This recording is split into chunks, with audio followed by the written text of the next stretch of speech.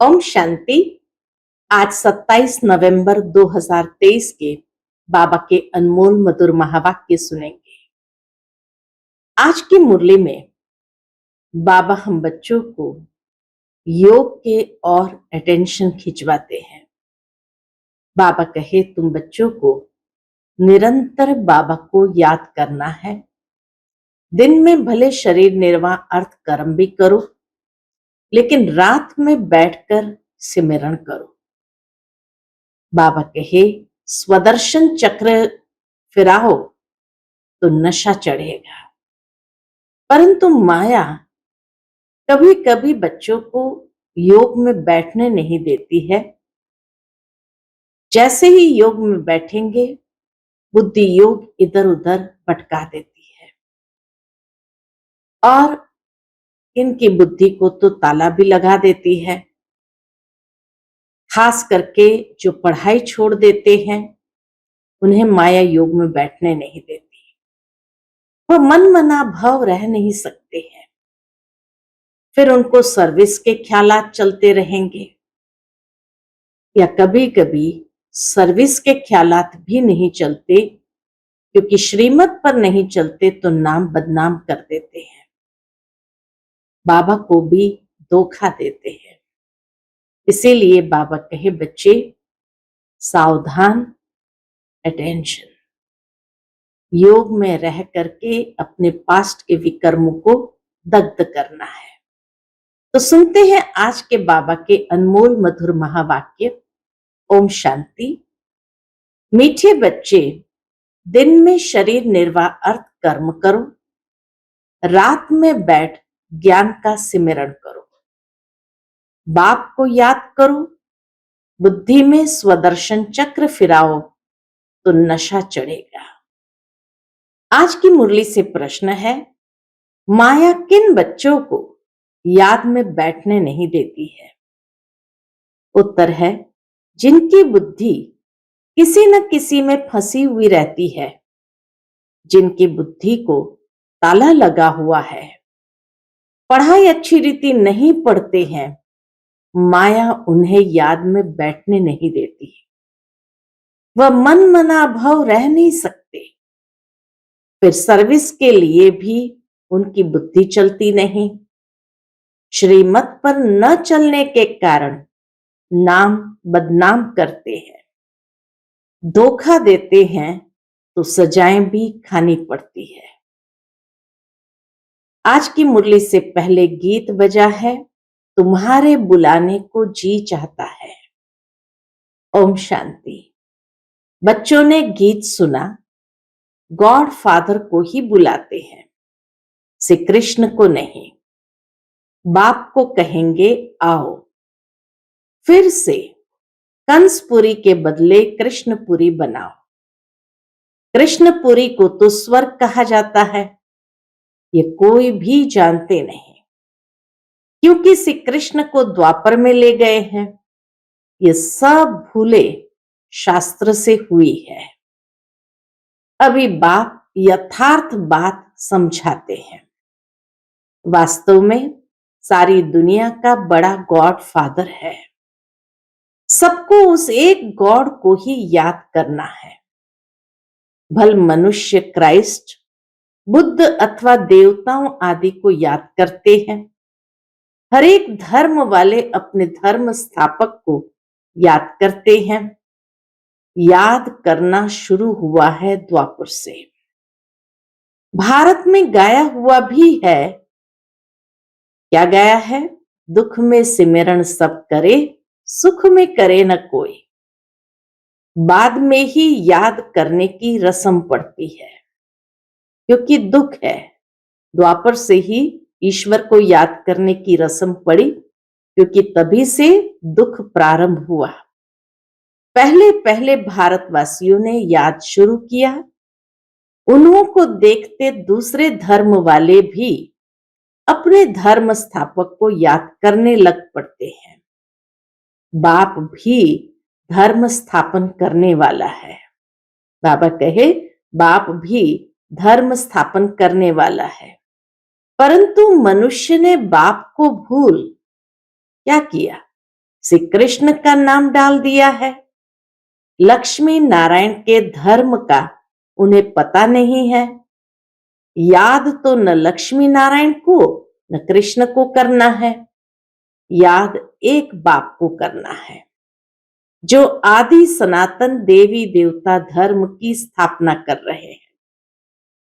फिर जब ये भक्ति मार्ग में शिव की पूजा करने लगते हैं तो समझते हैं गीता का भगवान श्री कृष्ण है, उनको याद करते हैं। आरंभ में शिव की पूजा करते तो पहले शिव बाबा को याद करते, फिर श्री कृष्ण को याद करते। उन्हों को देख वह भी अपने धर्म स्थापक को याद करते हैं। ये भूल जाते हैं कि यह देवता धर्म भगवान ने स्थापन किया है।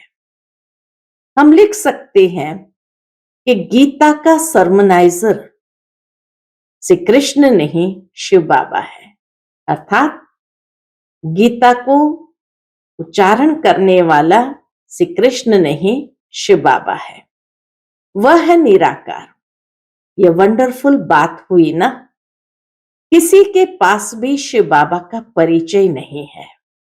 वह स्टार है, सब जगह शिव के मंदिर है, तो वह समझते हैं कि इतना बड़ा है, अखंड ज्योति तत्व है। परंतु वह तो महत तत्व में रहते हैं जहां आत्माएं रहती है। आत्मा का रूप बरोबर स्टार मिसल है। परम पिता परमात्मा भी स्टार है, परंतु वह नॉलेजफुल बीज रूप होने कारण उनमें ताकत है, परमात्मा में ताकत है। आत्माओं का पिता बीज परमात्मा को कहेंगे। वो बीज मनुष्य सृष्टि का वो परमात्मा है वो निराकार। मनुष्य को तो ocean of knowledge, ocean of love कह न सके, ज्ञान का सागर, प्रेम का सागर कह न सके। इसीलिए समझाने वाले बच्चों में अथॉरिटी चाहिए, जिनकी बुद्धि विशाल हो। तुम सब में मुख्य है मम्मा, जिनकी बहुत विशाल बुद्धि। वंदे मातरम भी गाया हुआ है, कन्याओं द्वारा बाण मरवाए। अधर कन्या, कुंवारी कन्या का राज कहां है नहीं, सिर्फ मंदिर से ही सिद्ध होता है। जगत अम्बा भी बरोबर है, परंतु वे जानते नहीं कि वो कौन है। बाप कहते हैं, मैं ब्रह्मा मुख कमल द्वारा रचयिता और रचना के आदि मध्य अंत का राज बताता हूं। ड्रामा में क्या है, यह मनुष्य की बुद्धि में आना चाहिए। यह बेहद का ड्रामा है, इसके हम एक्टर हैं, तो ड्रामा के आदि मध्य अंत का राज बुद्धि में रहना चाहिए। जिनकी बुद्धि में ये रहता है तो उन्हें बहुत नशा रहता है। जिनकी बुद्धि में ज्ञान की बातें रहती है उन्हें बहुत नशा रहता है। सारा दिन शरीर निर्वाह किया, रात को बैठ स्मृति में लाओ। ये ड्रामा कैसे चक्र लगाता है, यही मन मना भाव है। परंतु माया रात को भी बैठने नहीं देती है। एक्टर्स की बुद्धि में तो ड्रामा का राज रहना चाहिए ना, परंतु है बड़ा मुश्किल। कहां न कहां फंस पड़ते हैं तो बाबा बुद्धि का ताला बंद कर देते हैं। बहुत बड़ी मंजिल है। अच्छी पढ़ाई वाले फिर तनख्वाह भी अच्छी लेते हैं ना, ये पढ़ाई है। परंतु बाहर जाने से भूल जाते हैं, फिर अपनी मत पर चल पड़ते हैं। बाप कहते हैं, मीठे बच्चे, श्रीमत पर चलने में ही तुम्हारा कल्याण है। यह है पतित दुनिया। विकार को पॉइजन कहा जाता है। विकार को पॉइजन यानी जहर कहा जाता है, जिसका सन्यासी लोग सन्यास करते हैं। यह रावण राज्य शुरू ही होता है द्वापर से। यह वेद शास्त्र आदि सब भक्ति मार्ग की सामग्री है। सर्विस के लिए बच्चों की बुद्धि चलनी चाहिए। श्रीमत पर चले तो धारणा भी हो। बच्चे जानते हैं, क्या जानते हैं? विनाश सामने खड़ा है। सब दुखी हो, रड़ी मारेंगे। अंत में क्या होगा? सब दुखी हो, रड़ी मारेंगे। क्या कहेंगे? हे भगवान रहम करो। त्राही त्राही करते समय भगवान को याद करेंगे। पार्टीशन के समय कितना याद करते थे? हे भगवान रहम करो, रक्षा करो। अब रक्षा क्या करेंगे? रक्षा करने वाले को ही जानते नहीं तो रक्षा करेंगे कैसे? अभी बाप आया है, परंतु मुश्किल कोई की बुद्धि में बैठता है। कितना भी समझाओ समझते नहीं। बाप समझाते हैं, ऐसे ऐसे सर्विस करो। ये श्रीमत बाप की मिलती है। ऐसे बाप को पहचान नहीं सकते, यह भी कैसा वंडर है। बाबा को न पहचाने ये कैसा वंडर है। कितनी समझने की बातें हैं। सारा दिन शिव बाबा की याद बुद्धि में रहे, यह भी उनका रथ साथी ठहरा ना। बाबा कहे ब्रह्मा बाबा भी उनका रथ साथी ठहरा ना, शिव बाबा का साथी ठहरा ना। बाबा देखते हैं, क्या देखते हैं? बच्चे आज बहुत अच्छे निश्चय बुद्धि है, और कल क्या हो जाता है? कल संशय बुद्धि बन जाते हैं। माया का तूफान लगने से अवस्था गिरती है, तो बाबा इसमें क्या कर सकते हैं? तुम ज्ञान में आए, सरेंडर हुए, तो तुम ट्रस्टी ठहरे। तुम क्यों फिक्र करते हो? सरेंडर किया है, फिर सर्विस भी करनी है तो रिटर्न में मिलेगा। अगर सरेंडर हुआ है, सर्विस नहीं करता है, तो भी उनको खिलाना तो पड़े। तो उन पैसों से ही खाते खाते अपना खत्म कर लेते हैं, अपना खाता खत्म कर लेते हैं, सर्विस करते नहीं।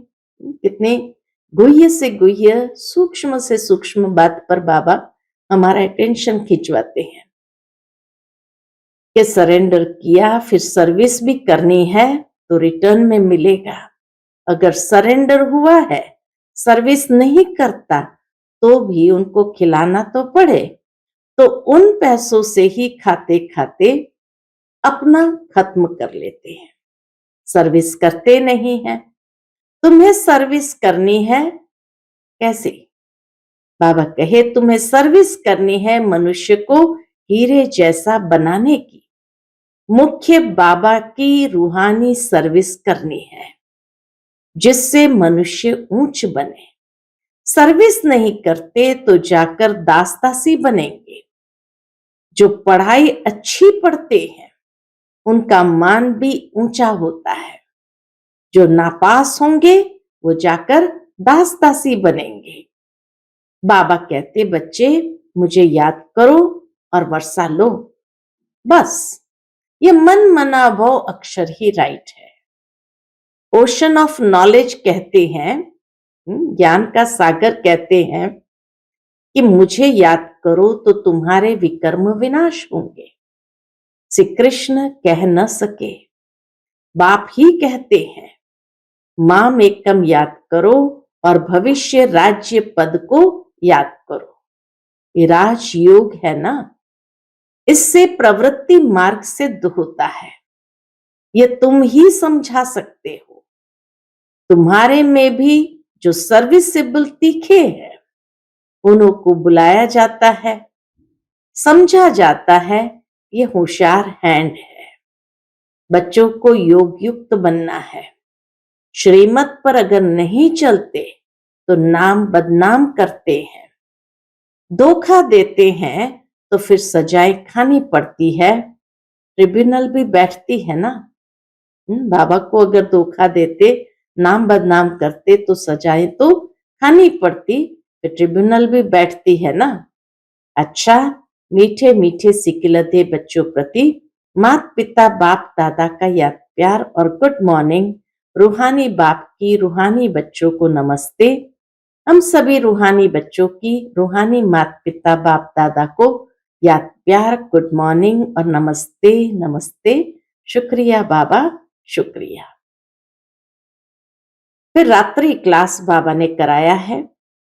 बाबा कहे बच्चों को पहले पहले समझानी देनी है बाप की। बच्चों को पहले पहले समझानी देनी है किसकी? बाप की। बेहद का बाप ही हमको पढ़ाते हैं। गीता पढ़ने वाले श्री कृष्ण को भगवान कहते हैं। उन्हें समझाना है कि भगवान तो निराकार को कहा जाता है, देहधारी तो बहुत है, बिगर देह के है ही एक। वह है ऊंचे से ऊंचा शिव बाबा। ये अच्छी रीति बुद्धि में बिठाओ। बेहद के बाप से बेहद का वर्षा मिलता है।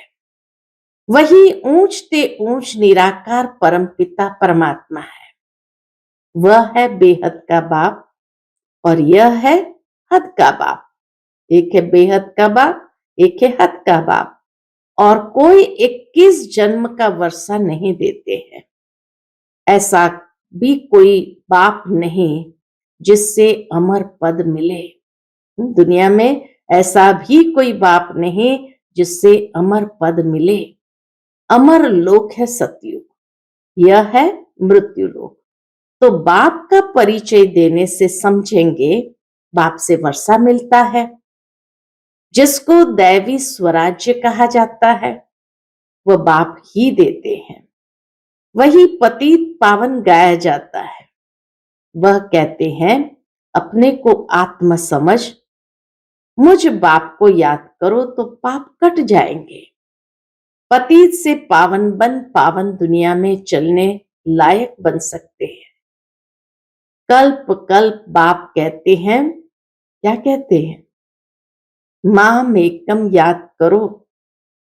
याद की यात्रा से ही पवित्र बनना है। अभी पावन दुनिया आ रही है, पतित दुनिया विनाश होनी है। पहले पहले बाप का परिचय दे पक्का कराना है। जब पक्का बाप को समझ जाए तब बाप से वर्षा मिले। इसमें माया भुलाती बहुत है। तुम कोशिश करते हो बाबा को याद करने की, फिर भूल जाते हैं। शिव बाबा को याद करने से ही पाप कटेंगे। वह बाबा इनके द्वारा बताते हैं। शिव बाबा इनके द्वारा बताते हैं। क्या बताते? बच्चे मुझे याद करो। फिर भी धंधे आदि में भूल जाते हैं। ये भूलना नहीं चाहिए, यही मेहनत की बात है। बाप को याद करते करते कर्मातीत अवस्था तक पहुंचना है। कर्मातीत अवस्था वाले को कहा जाता है फरिश्ता। तो यह पक्का याद करो। कैसे किसको समझाएं? पक्का निश्चय भी हो कि हम भाइयों को अर्थात आत्माओं को समझाते हैं। सबको बाप का पैगाम देना है। कई कहते हैं बाबा पास चलूं, दीदार करो। कई भावना में आकर कहते हैं बाबा के पास चलूं, बाबा का दीदार करो। परंतु इसमें दीदार आदि की तो बात ही नहीं है। भगवान आकर सिखाते हैं और मुख से कहते हैं तुम मुझ अपने निराकार बाप को याद करो। याद करने से सब पाप कट जाते हैं। कहां भी धंधे आदि में बैठे घड़ी घड़ी बाप को याद करना है। बाप ने हुक्म दिया है। क्या हुक्म दिया है? मुझे याद करो। निरंतर याद करने वाले ही विन करेंगे, अर्थात विजयी बनेंगे।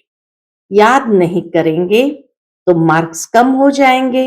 ये पढ़ाई है ही मनुष्य से देवता बनने की, जो एक बाप ही पढ़ाते हैं। तुम्हें चक्रवर्ती राजा बनना है तो 84 जन्म का चक्र को याद भी करना है। बाबा कहे तुम्हें चक्रवर्ती राजा बनना है तो 84 जन्म को यानी चक्र को भी याद करना है।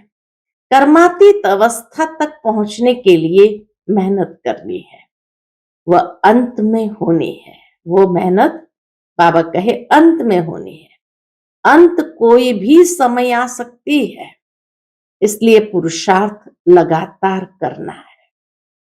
बाबा ये भी हम बच्चों को इशारा देते हैं, अंत कभी भी किसी की भी आ सकती है, इसीलिए पुरुषार्थ लगातार करना है। नित्य तुम्हारा पुरुषार्थ चलता रहे। लौकिक बाप तुम्हें ऐसे नहीं कहेंगे कि देह के सभी संबंध छोड़ अपने को आत्मा समझो, शरीर का भान छोड़ मुझे याद करो तो पाप कटेंगे। यह तो बेहद का बाप ही कहते हैं, बच्चे मुझ एक की ही याद में रहो तो सब पाप कट जाएंगे, तुम सतो प्रधान बन जाएंगे। यह धंधा तो खुशी से करना चाहिए। भोजन खाते समय भी बाप को याद करना है। याद में रहने का गुप्त अभ्यास तुम बच्चों का चलता रहे तो अच्छा है, तुम्हारा ही कल्याण है। अपने को देखना है, बाबा को कितना समय याद करता हूं। पूरा याद के ऊपर ही बाबा सावधान करते हैं। तो अपने को देखना है, बाबा को कितना समय याद करता हूं। अच्छा, मीठे मीठे सिकिलदे बच्चों प्रति याद प्यार और गुड नाइट। ओम शांति। आज की मुरली से धारणा के लिए मुख्य सार है। पहली पॉइंट, मनुष्य को हीरे जैसा बनाने की रूहानी सर्विस करनी है। कभी भी संशय बुद्धि बन पढ़ाई को नहीं छोड़ना है, ट्रस्टी होकर रहना है। दूसरी पॉइंट, शरीर निर्वाह अर्थ कर्म करते भी बाप को याद करना है। श्रीमत में अपना कल्याण समझ चलते रहना है, अपनी मत नहीं चलानी है। आज का बाप दादा का मधुर वरदान हम बच्चों के प्रति है, मनसा और वाचा की शक्ति को यथार्थ और समर्थ रूप से कार्य में लगाने वाले तीव्र पुरुषार्थी भव। मनसा और वाचा की शक्ति को यथार्थ और समर्थ रूप से कार्य में लगाने वाले तीव्र पुरुषार्थी भव। तीव्र पुरुषार्थी अर्थात फर्स्ट डिवीजन में आने वाले बच्चे। तीव्र पुरुषार्थी माना फर्स्ट डिवीजन में आने वाले बच्चे संकल्प शक्ति और वाणी की शक्ति को यथार्थ और समर्थ रीति से कार्य में लगाते हैं। ये फर्स्ट डिवीजन में आने वाले बच्चों की विशेषता है कि संकल्प शक्ति और वाणी की शक्ति को यथार्थ और समर्थ रीति से कार्य में लगाते हैं। वे इसमें लूज नहीं होते। उन्हें यह स्लोगन सदा याद रहता है कि कम बोलो, धीरे बोलो और मधुर बोलो। उनका हर बोल योग युक्त, युक्ति युक्त होता है। वे आवश्यक बोल ही बोलते, व्यर्थ बोल, विस्तार के बोल बोलकर अपनी एनर्जी समाप्त नहीं करते। वे सदा एकांत प्रिय रहते हैं। आज का स्लोगन है, संपूर्ण नष्टो मोहा वह है जो मेरेपन के अधिकार का भी त्याग कर दे। संपूर्ण नष्ट मोहा वह है जो मेरेपन के अधिकार का भी त्याग कर दे। मेरा शरीर है और शरीर के साथ का आत्मा का पहला मोह होता है, क्योंकि कई जन्म शरीर के भान में पार्ट बजाया, तो नेचुरल है आत्मा का लगाव, मोह अपने शरीर के साथ पहले हो जाता है। इसीलिए बाबा कहे, जब ये मेरा शरीर है, इस अधिकार को भी त्याग कर देते हैं, उसको कहते हैं संपूर्ण नष्ट मोहा।